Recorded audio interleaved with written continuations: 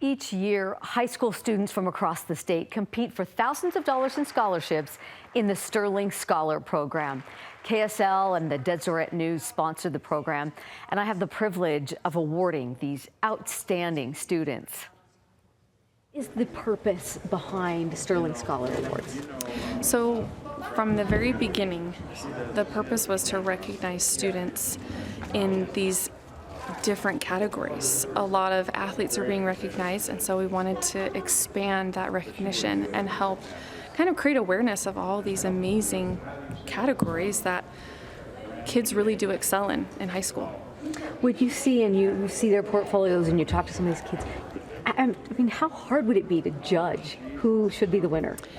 The judges every year, without doubt, they come up to me and say, this is so hard, like how do we choose? And they're in awe as well, as we all are. We're just amazed by the accomplishments. And so we do our best to find judges that specialize in these categories so that they are focusing in on what these students are accomplishing, and then we get the best results as possible.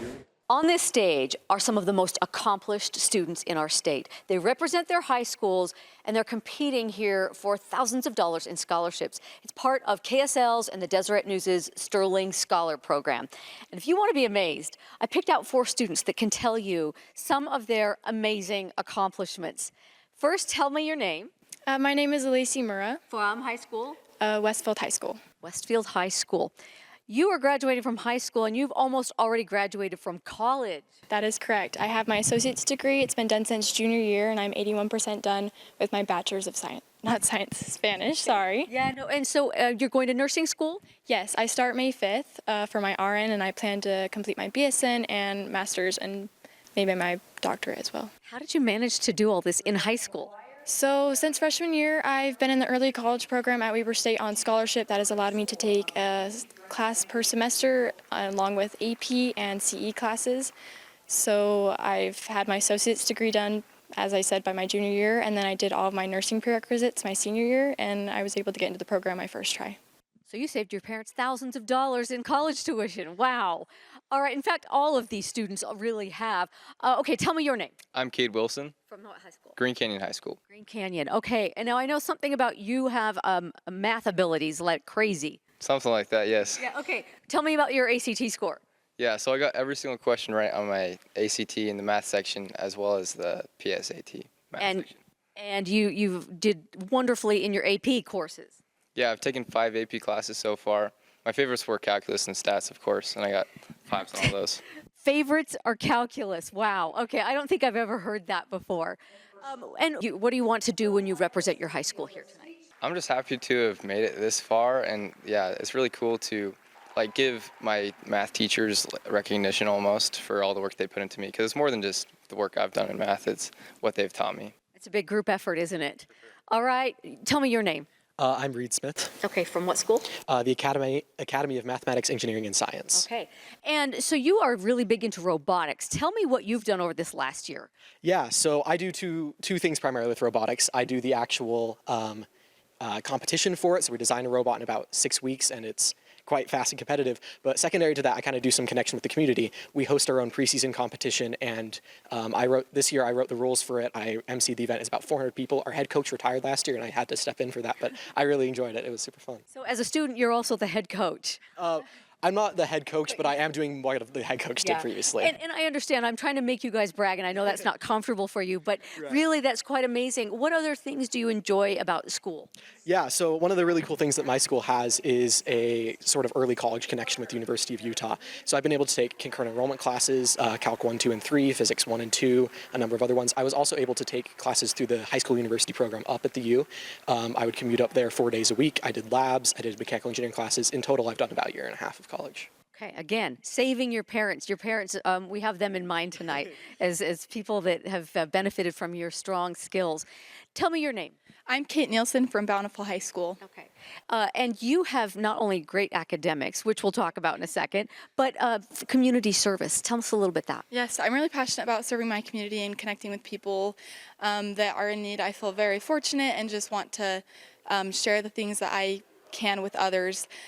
So yeah, I love to get people together and host to give back to especially organizations here in Utah, my fellow peers. You had a pretty impressive party this summer that you did. Tell us a little bit about that. Yes, I hosted a pool party with a purpose was our tagline, and so I invited members of my community and friends. Like 100 of them. Yeah, and so we raised over $1,500 and assembled backpacks with supplies for refugee students, and it was really great because it not only provided an activity for kids and for parents to let their kids enjoy a summer day and connect with their friends, but it also allowed them to hopefully get that spirit of service. And you're almost halfway through college? Yeah, just about. I'm 3 semesters in now, but with like AP and CE classes that I'm taking now, I'll be about 2 years. Wow. So.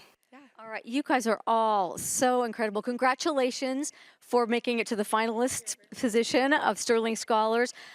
Wow, it wears you out just to hear about these, but we will have a stage full of students that have just amazing accomplishments. The 2025 General Sterling Scholarship winner is Zhao Chung Ai from Corner Canyon.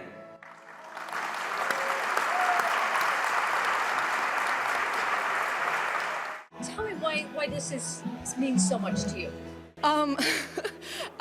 This was completely unexpected. I was standing up there listening to, like everyone say their achievements, and every single one impressed me so much. I was like, wow, like everyone here is amazing and just so smart. And so I've kind of, just kind of basked in being able to like surround myself with such amazing peers. I didn't really think about like awards or anything like that. So I kind of, to be honest, I was kind of zoning out when they were like announcing it. And then Blake, my also Corner Canyon friend who got the instrumental music Sterling Scholar, he like pushed me. He was like, hey, like that's you, like go up there. But yeah, it means a lot because I think it's, kind of a culmination of, the work that I put into my academics, to my leadership, to my service. And yeah, I don't know. It's pretty amazing. Yeah, here's the thing with these students. I mean, you heard them. They all have stellar grades. They've all done extracurriculars. They've all done community service. Some have their own businesses. Some have college credit. But everyone that I talk to, they are humble and they're gracious. So I hope, like me, it gives you hope for our future. Congratulations to all the Sterling Scholars. Now, members of several faiths are gathering together tonight for the Salt Lake Interfaith Roundtable's Sacred Music Evening. When you meet people from different faiths, your own faith actually gets strengthened. It's almost like a sense of contrast as you build the bridge. The free interfaith event will have music, dance, and devotions from diverse faith communities. Event organizers say it's a great way for people from other congregations to connect on different levels and have unique conversations. This tradition began after the 2002 Winter Olympics, and it continues to bring people together of all faiths. It will be held tonight at 6 p.m. at the Salt Lake Tabernacle on Temple Square. Coming up, Utah is mentioned as a cottage industry hotspot for a viral chocolate craze that's known as Dubai chocolate. Is it a craze? Is it a phase? Maybe all of the above, huh? All of the above. Who knows?